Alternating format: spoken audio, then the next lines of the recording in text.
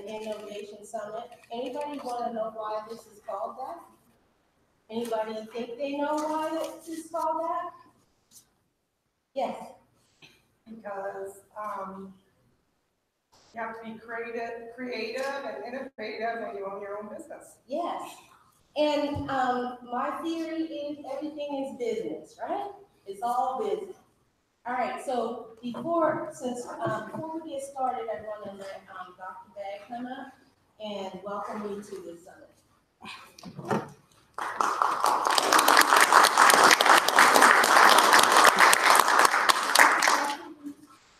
Before organizing this event, Creativity and Innovation Summit, I just want, as Superintendent President of Varsity Community College, just let you know, reinforce how, first of all, how smart you are for being at this event, because I think that our college, our community, we have the seeds of something that can really help to transform the Barstow area. You know, all communities in California, really in the nation, struggling with the recession. Barstow is still struggling to get out of the recession and create prosperity for all of our residents, for today, for the future generations. And you know, my background, my interest, my belief in innovation and the potential of individuals just like yourselves, our students here, to think about what human needs. That's where I think innovation will be tied, yes, to business, but I think oftentimes if we're smart about recognizing the things that will benefit ourselves as individuals, our families, and our communities, and that can create value for social good, you know, that's kind of the theme. A lot of what we do at Barstow College is about giving back to the community. You can do that in a way that can also lead to a business that can support the family. So it's not just about the bottom line or profit. It's much more than that. It's the potential to create innovations that create new markets, that create prosperity for our community. So for me, that is a real promise and what we're striving to cultivate at this college. But today, we are so lucky to have Steve Yu, who is an alumni from Barstow Community College. I just met him, just got to talk to him, and I'll tell you, he's an amazing individual with a wonderful story to tell. He went to this college and he's done some really very interesting, value-added things in our society. So this is a great opportunity for you to hear his story and to learn from him, and to be inspired to be entrepreneurs yourself and to contribute to innovations that can be really positive for yourself and for our community. So with that, I would like to introduce Mr. Steve Yu. Thank you.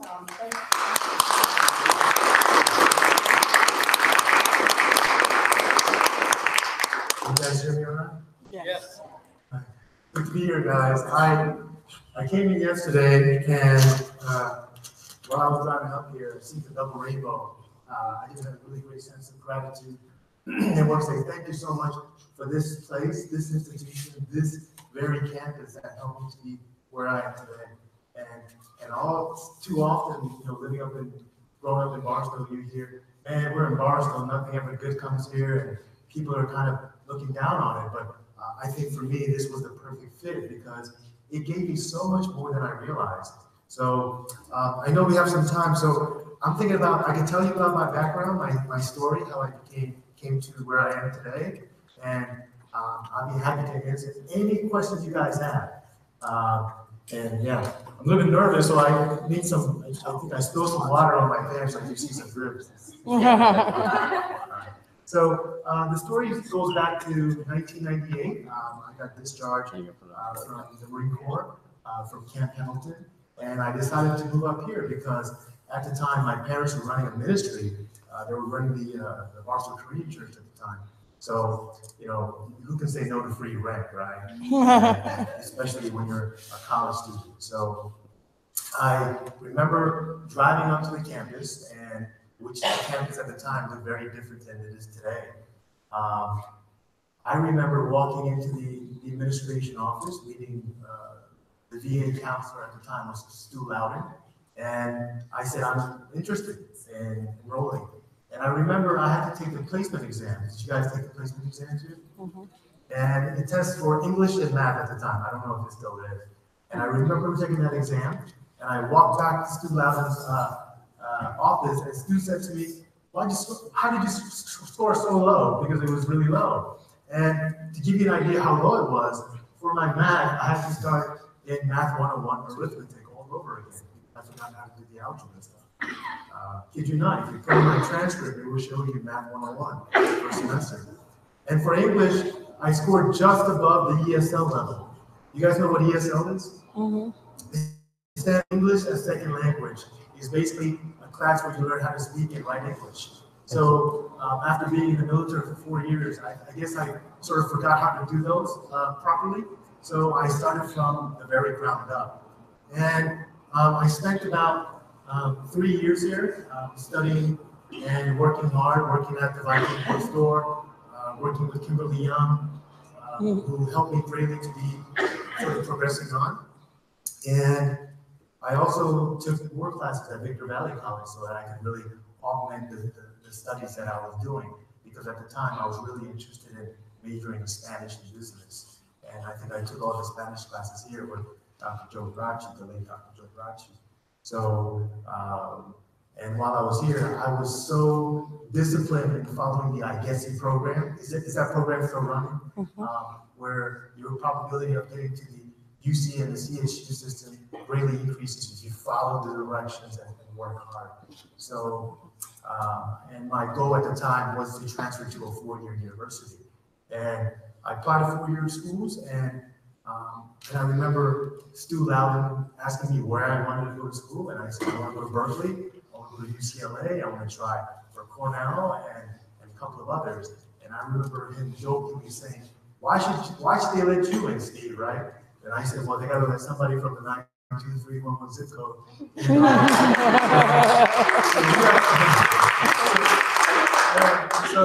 But I knew he said it as a joke, but I took that as a chip on my shoulder, right? Man, I got to prove this guy, man.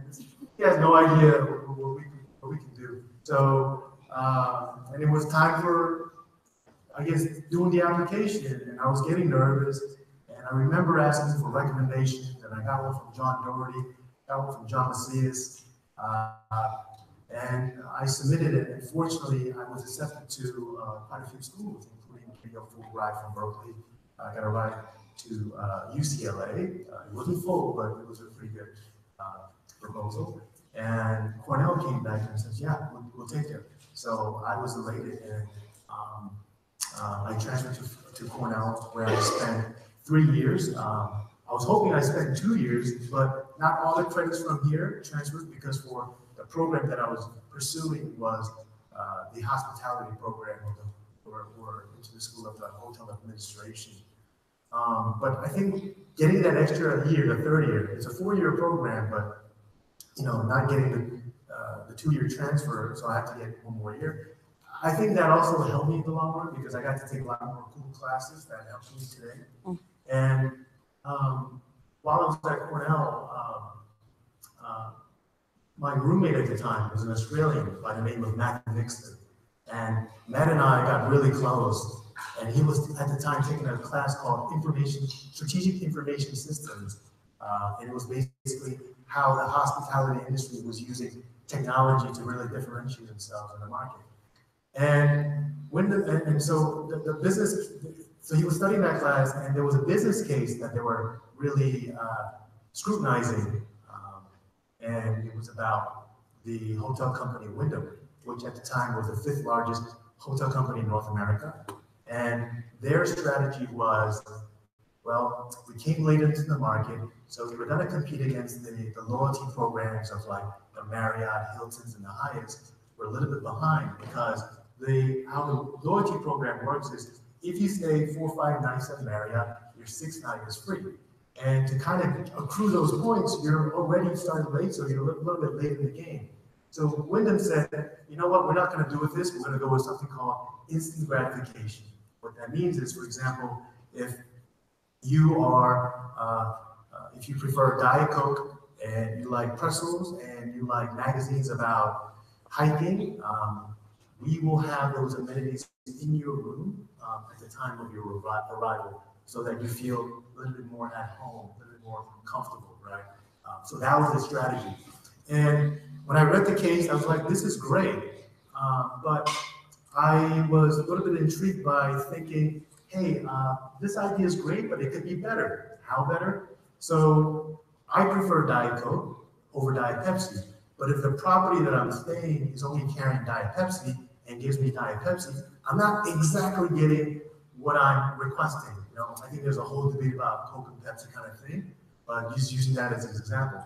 So then I said, what if I'm making a booking to stay at my next Wyndham property, and I'm doing this on Wyndham.com, and now while I'm making the booking, I could look at the inventory of all the goods that are available at the closest supermarket and have those items delivered into the room. Wouldn't that be a better sort of experience? Now I could go get the type of toothpaste that I want, or get the type of mouthwash, or whatever chips that I want in the room before I get there. So that was the idea that we had, and I you know, as college students, you stay up late and talk to your, you know, your students about it, your friends about it, and that was the thing that was on my mind 24/7. And luck would have it that the president and COO of the Wyndham Hotels and Resort was visiting Cornell for an event. So I said, maybe that's my opportunity to get in front of this guy and tell him about this idea that I have. Then I got my way to obtaining the president's and COO's email address because my friend Alex was coordinating the event. And I said, hey, Alex, can you give me the email address of the president and COO because I got this great idea. And he was nice enough to share it. So I crafted the email together with Matthew in our college department. And basically what we said was, we got this crazy idea and we'd love to share it with you. Would you have 15 minutes to spare with us? I'd be happy to run this idea with you. And as the date of the event got closer, I didn't hear anything back from him, nor from his company. And I said, you know, why would the president and COO of the fifth largest hotel company in North America respond to some college kid with some crazy idea? And interestingly, while we were studying for our finals in our kitchen table of the apartment, the phone rang, and it was the president and COO of Wyndham. And he said, hi, Steve, this is Ted Tang, and got your email. How about we meet up tomorrow? I'll give you 30 minutes. We meet at the hotel bar. So I was excited. So after I hang up the phone, I looked at my friend Matthew and I said, Matt, we gotta stop studying finals. We gotta get this PowerPoint presentation put together because we need some presentation materials. So that's what we did on my old Sony Vaio laptop. And the next day, I found myself presenting this idea to the president and at the hotel bar on my laptop. And at the end of the presentation, he says, I got a proposition for you guys. Why don't I fly you guys into our Dallas headquarters and you present this idea to our executive board, right? So I was like, wow, I was really, really overwhelmed. And I knew what I wanted to say, but I looked at my friend, Matt, and I said, you know, I kind of like, what do we do? Kind of thing. and I could see from his body language, he's saying yes. So I looked at Mr. Tang and I said, we'd love to, but next week we have our finals. So he was laughing about it. And so can we do it some other time? So of course he found humor in it and he allowed us to finish our final. And the following week we found ourselves in Dallas, scared stiff, right? Presenting. But I think what we did was we were so nervous and we wanted to kind of run through the plumbing of the idea that we really dissected this idea. We rehearsed the idea more than 30 times. Matter of fact, I think I remember cutting pages out of a magazine where there's a picture of people so I could pretend they're in my audience, so to speak. Right? So I could get, I mean, I was a college junior, so you could kind of understand the nerves that were going through my veins presenting to these executives. So when we got to Dallas and I walked into the room, it literally felt like a boardroom that you see in the movies with dark mahogany desk. That's about pretty big, and it was completely packed with executive vice presidents, board members, directors, etc. And we rehearsed that presentation so much that I could finish my French lines and he could finish mine. And to make really long story short, that's how I got my first job out of college. And the next year when I was looking for a job, he came calling and says, "Would you like to work with me on strategy, business, and things like that?" So of course I joined Wyndham, but interested to work on that idea. And we were testing the idea of doing that Wyndham by request, sort of a delivery of goods with targeting our resorts, because a lot of parents would go and they don't want to carry all those diapers and kids stuff. So what if, and they don't have to go through that with the airport, so what if all those materials were in the room? Then it would be an efficient idea. So while we're looking into testing it and rolling it out, luck would have it again that Wyndham would get acquired by another company. I think it was Sendon that owns quite a bit of different hotel brands in the country, worldwide. And so the part of the plan was, I was not part of the plan of being acquired and transition with Sendon. So what happened to me was I got a little package saying, "Steve, thank you for your service. Here's some money. Good luck," right? So I think that was a pivotal moment, because I could have been like, well, things didn't work out. Maybe I would go get another job. But what I did was I took that money and used it as seed money to build my company from 1801 Rimrock Road, apartment 7, right here. I started working on this idea with a friend of mine, John Kim, who was also a Barstow College student. And we started working on the idea of creating another travel website called Epitrip at the time. And it was like a travel site that focused on the visual content of videos and images for destinations and hotels. And we worked on the idea for 3 years, and we came at a crossroads where should we raise more capital, raise more money to grow the business, or should we sell the business? And one of the Cornell alums heard about this and said, "Why don't you fly to Seattle and present us your idea, because we are interested in investing." And after presenting and meeting with the team, they became more interested in acquiring the company. So I said, "Okay, I'm interested. So what's your offer?" And they came with a nice 7-figure offer. It was $1 million and change. And they said, "Would you be interested in this offer?" And I think one of the things that a stipulation was that I had to go work in Seattle for about a year and kind of show them how things work, and that was it. So once I had the offer, I went to Palo Alto in Silicon Valley because it was a company that I was working with for this business. And I said, "Guys, I got an offer in hand from Seattle. This is what it is. What can you do?" Right now I'm playing. I want to see 2 options, and I can pick the better of the 2. Palo Alto said to me, "Well, good on you for getting that offer, but we're not going to offer you money here. We'll merge you and your company into our company. But the benefit for you, Steve, is that you get to work with some really smart people who run Yahoo. People are running $200 to $300 million profit and loss statements. People who are just really great at what they do, from business development to marketing, product development, engineering. So sort of a whole gamut of things that you would want to kind of get exposure to." So I took no money. I took no money. Do I regret it? I don't think so. Because I view learning and these experiences as a lifelong thing. And I don't think I could be where I am today if I didn't take that option or take that red pill or green pill, so to speak. And so I joined this company called Uptake after my company got merged. And I was there for about a few years. And we grew the company to the 3rd largest travel research in the world after TripAdvisor and Yahoo. And that's when Groupon came and said, "Hey, we want to acquire you guys." So and I said, "Okay." So I went over to Groupon with the rest of the team. And I stayed in Groupon for about a year. And then this company, Zicasso, came knocking and said, "Steve, we want to do what you did at Uptake. Can you help us get there?" Because I was deeply involved in growing the other businesses. So when I met with the co-founders, their husband and wife team, and when I met with them, they didn't even have an office. In fact, we met in their kitchen in the suburbs of Mountain View with literally white picket fences, right?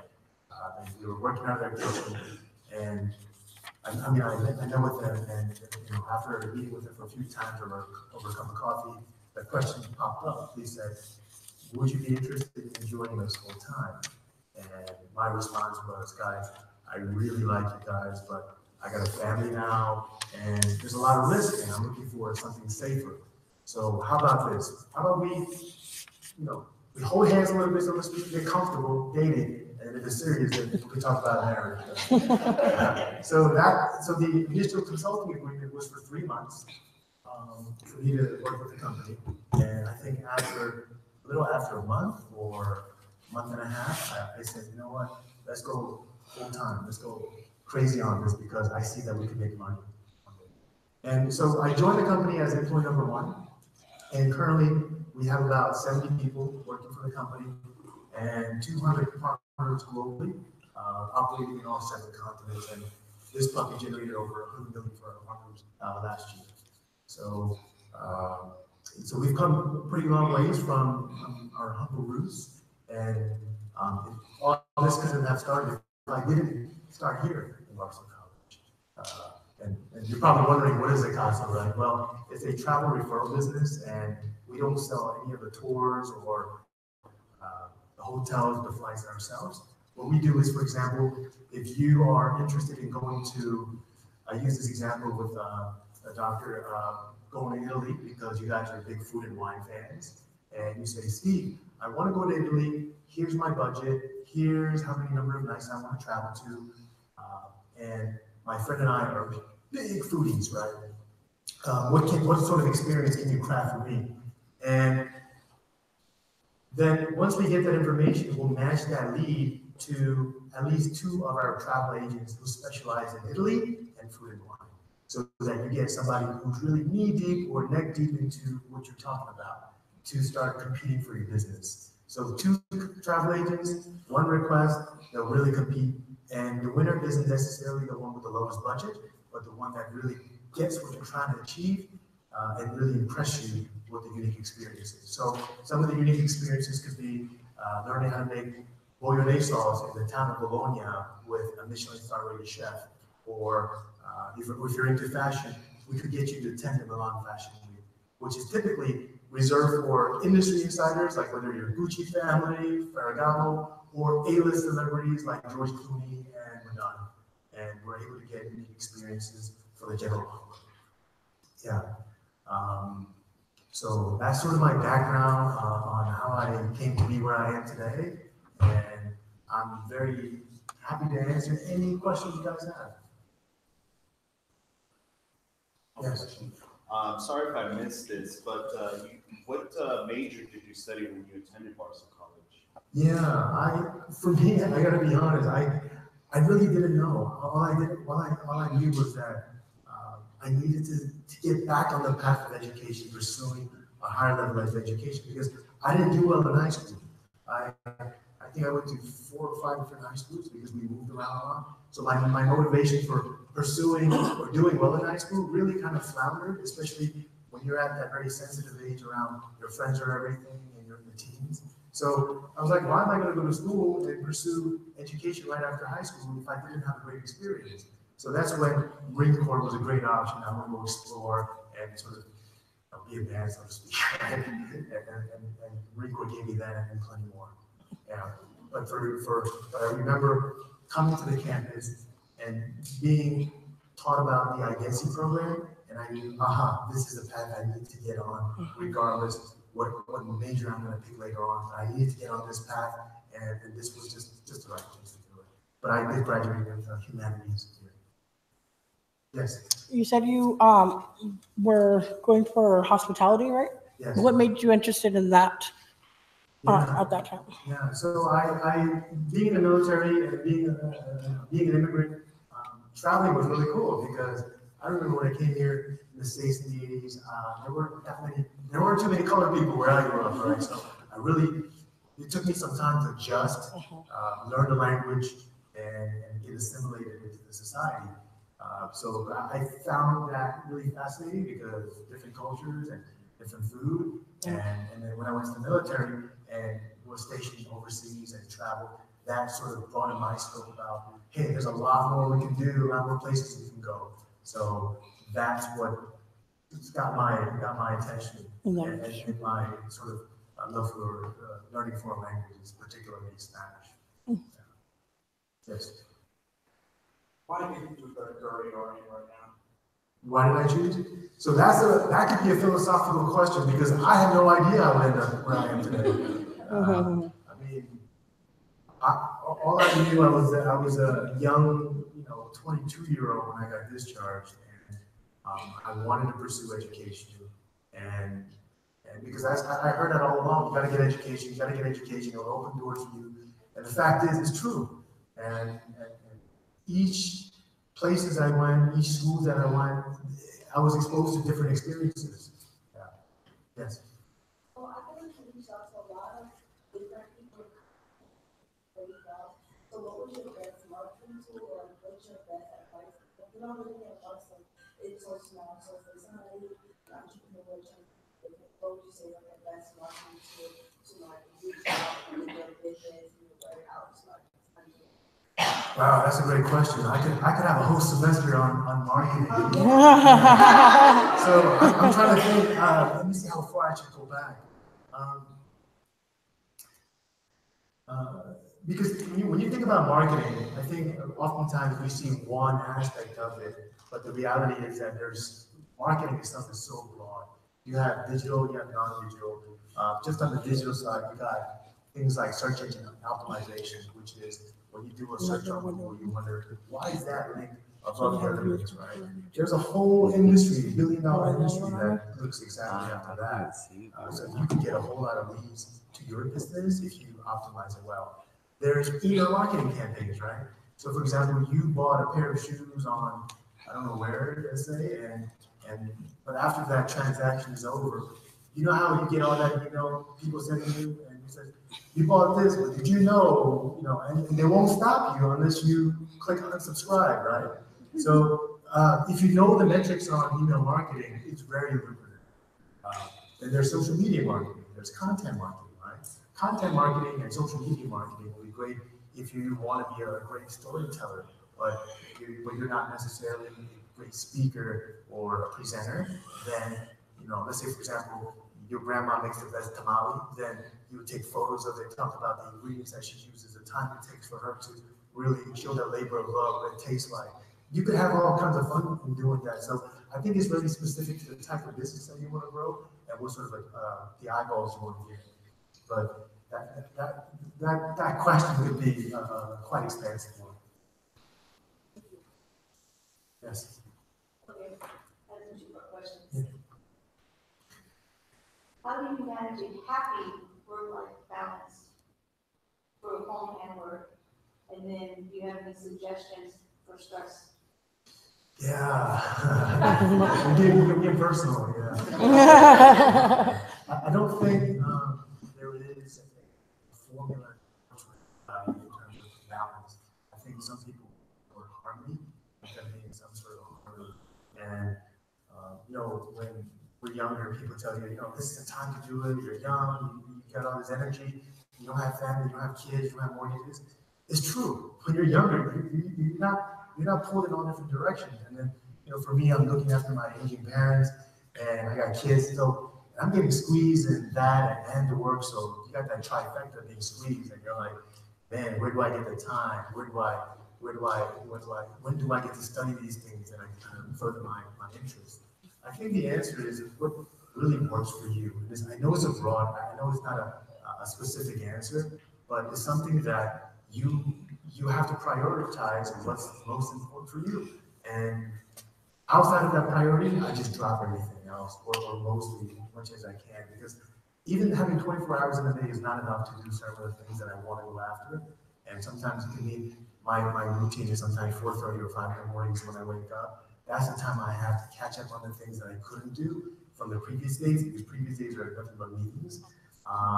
and you jump what you can and do that. And in terms of, for me, managing sort of that balance, stretching has a lot to do with it, and breathing. I think breathing meditation kind of thing is what I do every morning.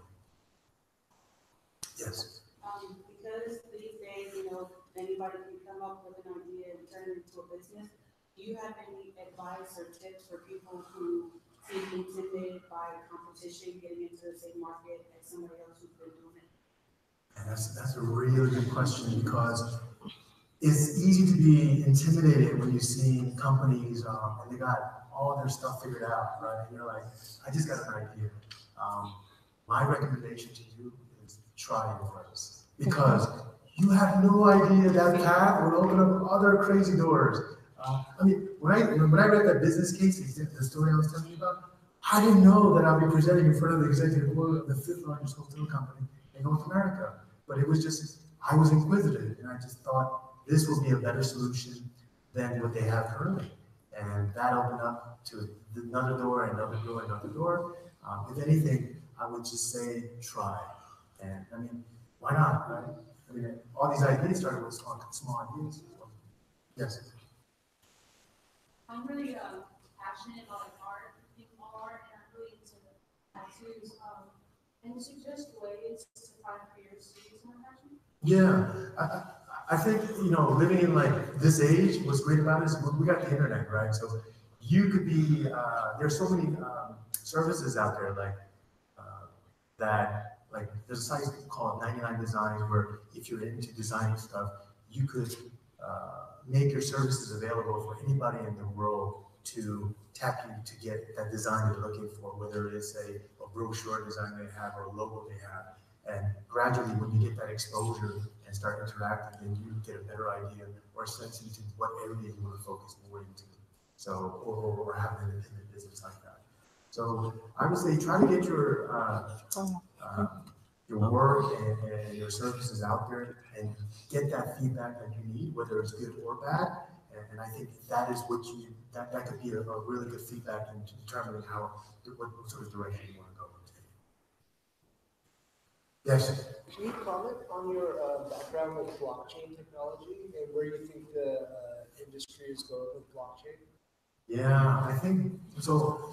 I think I was going to get that question, but yeah, I'm a believer in blockchain technology. I think it's going to. I mean, if we think about the things that blockchain could help be impactful, like things like finance, right, or banks, things like that. In my opinion, we're being in Silicon Valley, I see hundreds of companies working on this new technology. It feels like internet again in the mid-90s again. So there's a lot of money going into it, a lot of engineers already going into it, and some of the smartest people in the industry are getting into it. I myself is interested in it and took courses in it, and I think it's going to be a huge player in the industry of finance, particularly accounting, real estate, and possibly a few others.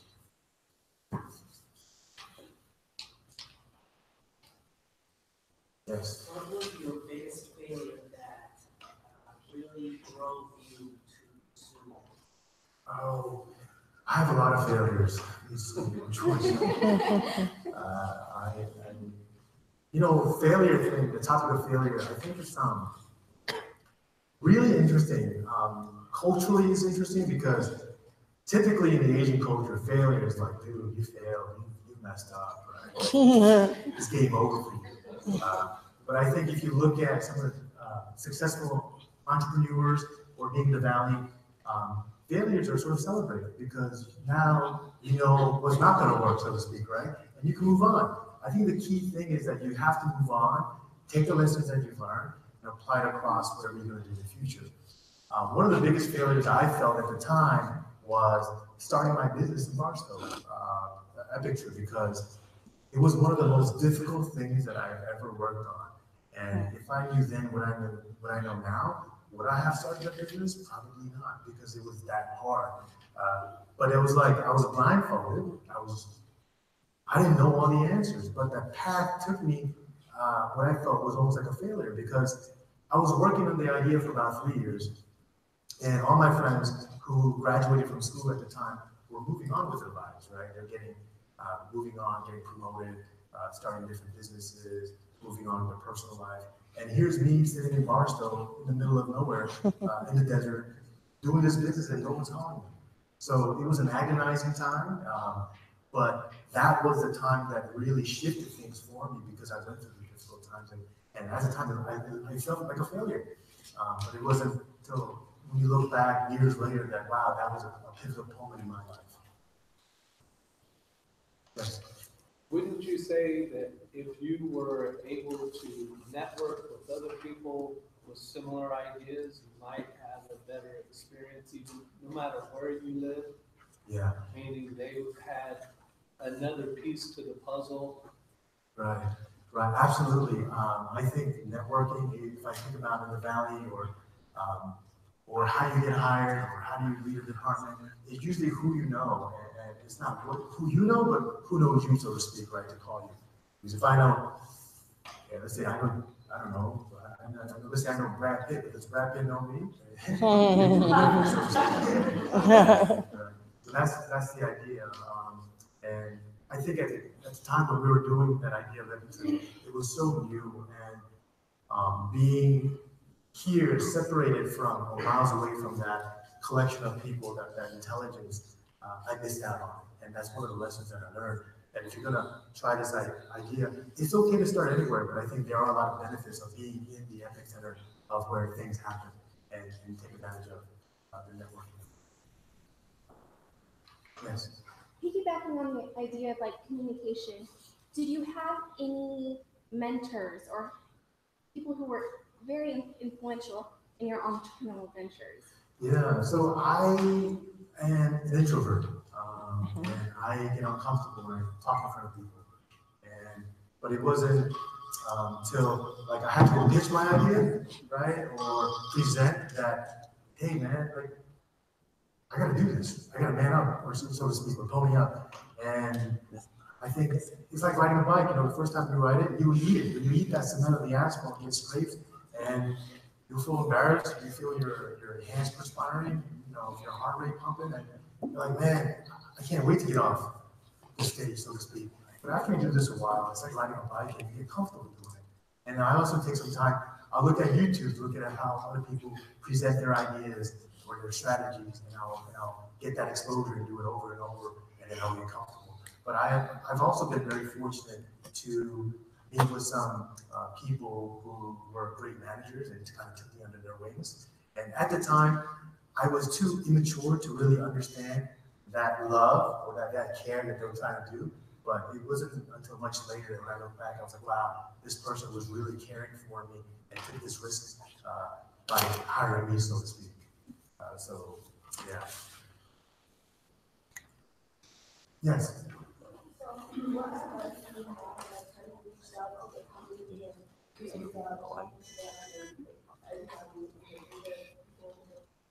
Like, what would you say to your advice to college students who want to reach out to people, but they're like, my idea is not going to go, I don't have enough money, or my business doesn't work well enough, and like, what do I encourage them to reach out? Oh, great question. That is a great question. That is, in fact, one of the points that I wanted to mention when I was asked to come speak, and it is take advantage of the resources here. And what do you mean by that? Like, man, we're still in Barstow, right? So if you compare this setting or this environment to, let's say, somewhere in LA or San Francisco, you're more often looked upon as a number in a community as opposed to an individual or facing the name. So if you look at some of the examples where I shared, I was able to make friends with the instructors, understand what sort of IDESI program or how I could attack it, but spending the time with the people who could help you to do that. The other thing that I spend a lot of time on, if I don't know something, is YouTube. I learned how to fix my car with YouTube, learn how to fix the plumbing in my house with YouTube, fix my toilet through YouTube, and a bunch of other things, right? So the way I look at it is, if you have an interest in something that you really feel passionate about, you're going to take action. Right? But the question is, how badly do you want it? If you want it bad enough, you're going to find a way.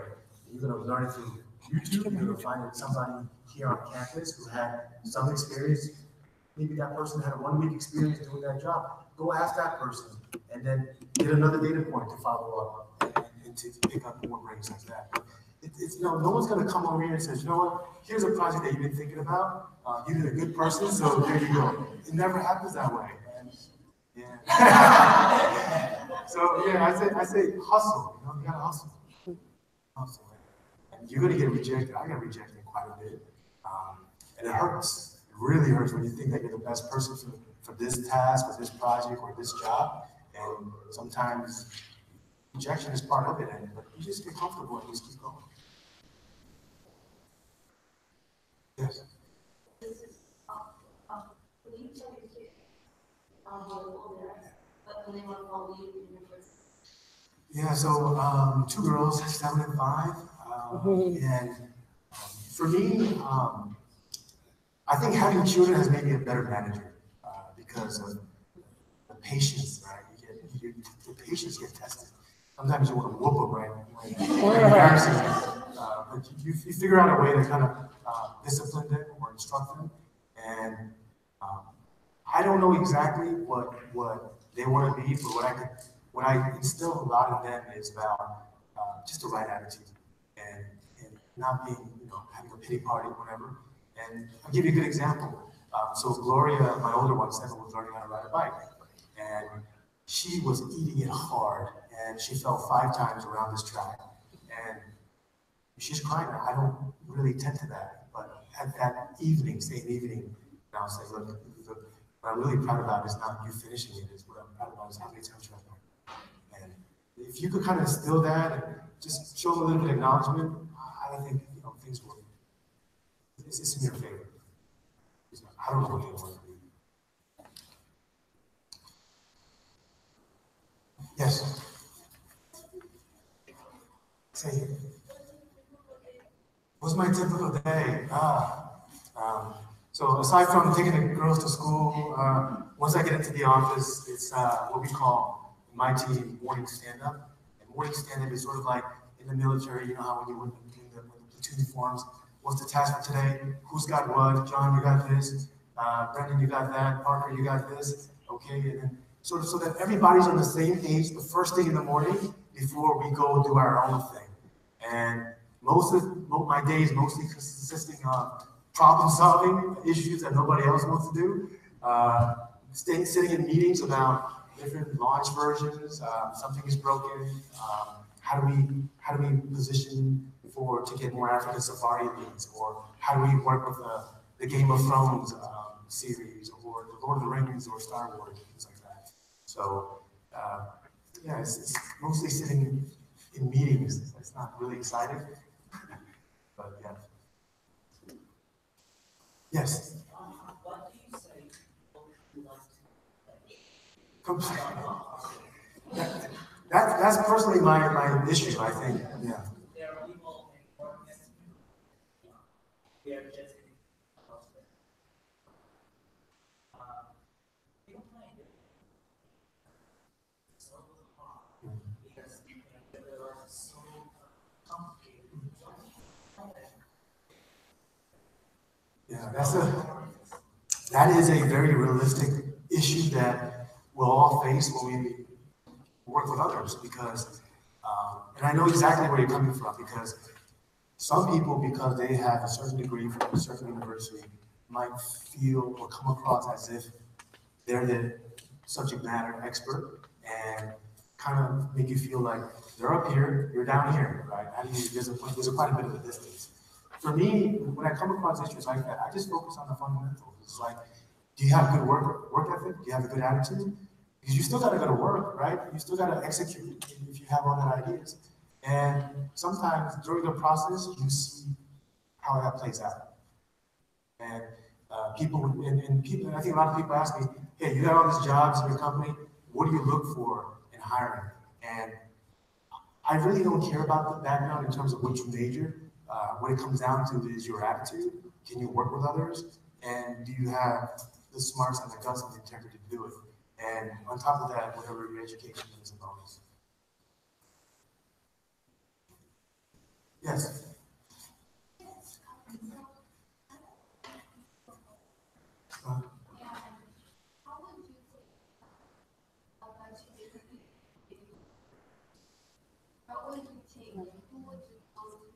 want, or you have to take full advice for it, or try to do what everybody's kind of cool.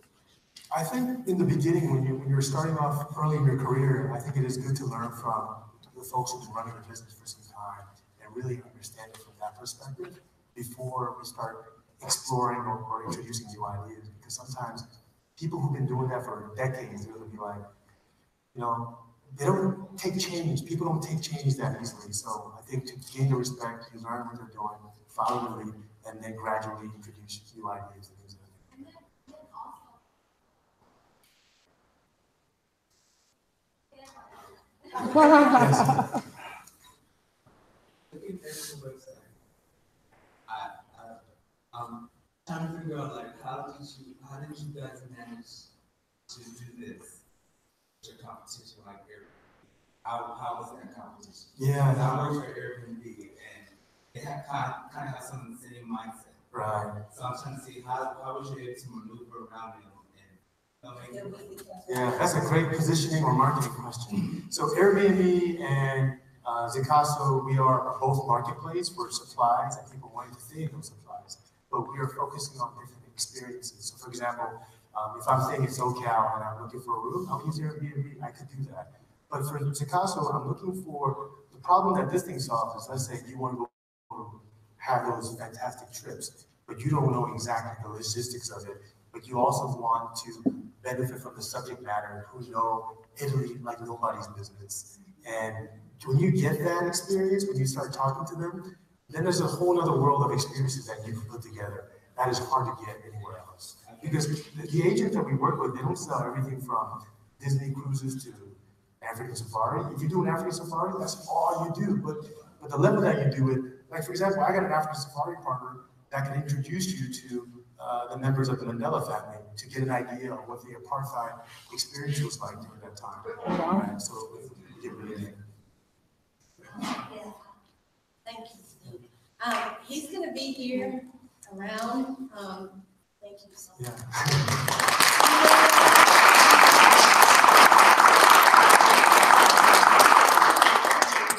For coming so far to speak to us. We want to give him a token of Barstow College. Thank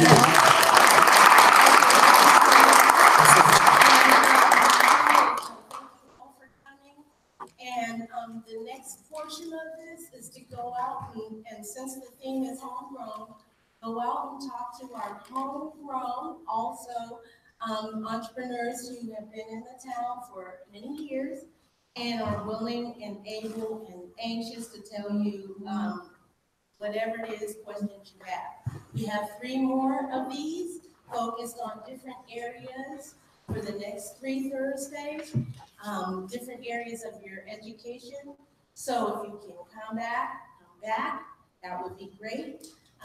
Thanks again, Steve. This is the first time I've ever been here. We've been talking to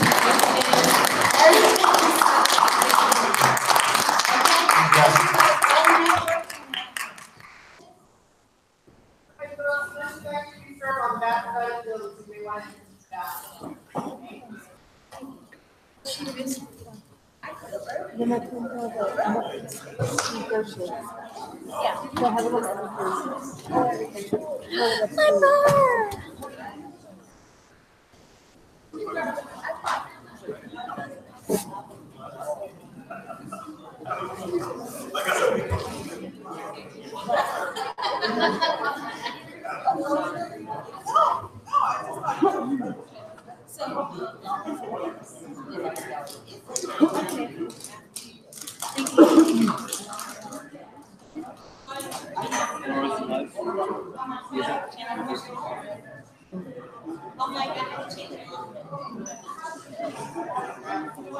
Apparently so.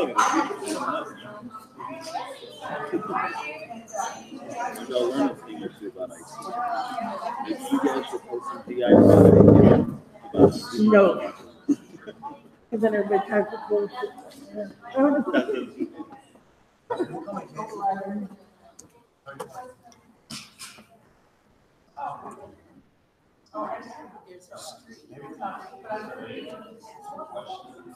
Just gonna take this whole thing over to small step. Room again?